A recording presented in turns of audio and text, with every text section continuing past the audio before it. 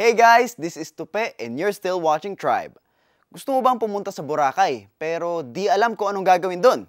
Pwes, panoorin nyo to.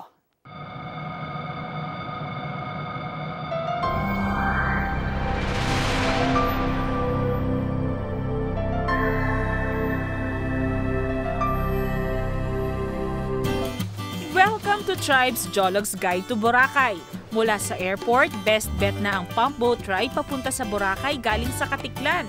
Para sa turista o mga non-residents, 25 pesos ang pamasahe bukod pa ang 50 pesos na environmental fee at ang 50 pesos na terminal fee. 20 minutes lang, nasa Station 3 ka na. May 5 parte ang Boracay. Ang kilalang White Beach ay ang kahabaan ng Station 1, 2 at 3. Bulabog Beach naman ang nasa kabilang side ng White Beach. Dito magandang mag-windsurfing o kitesurfing. Ang Yapak at Manok-Manok naman ang matatagpuan sa part number 5 o ang tinatawag na Off-White Beach. Sa Yapak matatagpuan ang Puka Beach. Accessible ito by boat o kaya'y tricycle. Balik tayo sa White Beach. Ang daming tao.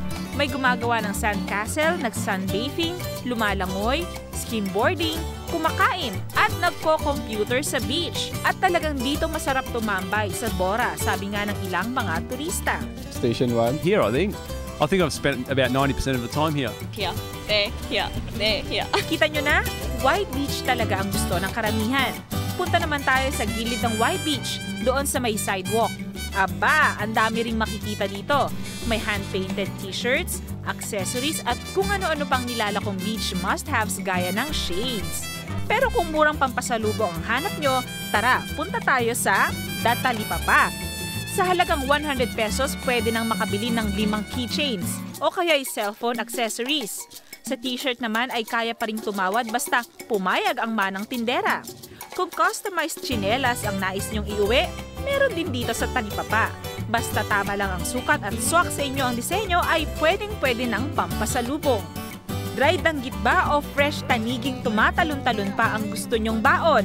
Tanungin natin si Aling Celia kung ano ang perfect na lamang dagat. Sa unahan, yung mga lobster, saka dito sa amin, mga isdaan, mga tangigi, blue marlin, lapu-lapu, mga pampasalubong dito, yung mga Pinoy na pang-almusal, yun, mga dried, ganito, tuyo, danggit, pusit, ayan, mga tig 1/4, 1/2, yung binibili nila. Nakakagutom tuloy. Kain muna tayo sa pinakamalapit na karinderya dito pa rin sa Talipapa. Pagdating ng hapon, marami pa rin mga aktibidad dito sa isla. At ang pinaka-inaabangan dito, ang paglubog ng araw o ang famous Boracay sunset. Sa gabi naman, kung ayaw nyo pang matulog sa inyong hotel, kumain sa labas. Sa halagang 10 pesos, may mainit ka ng isaw. O kaya'y manood ng The fire dancing part there. O kung hindi isaw o fire dancing ang trip ninyo, meron ding balot dito sa Bora. 14 pesos lang, ayos na pantawid gutom at sulit pa sa bulsa. Halos lahat ng station, pare-parehas lang. Tsamba-tsamba lang po yung kita. Dahil sa sinusulit talaga ng mga turista ang kanilang pamamalagi sa Boracay, marami sa mga aktibidad nila ay nagkakaroon ng impact sa isla. Pero sana... I've actually been here several times.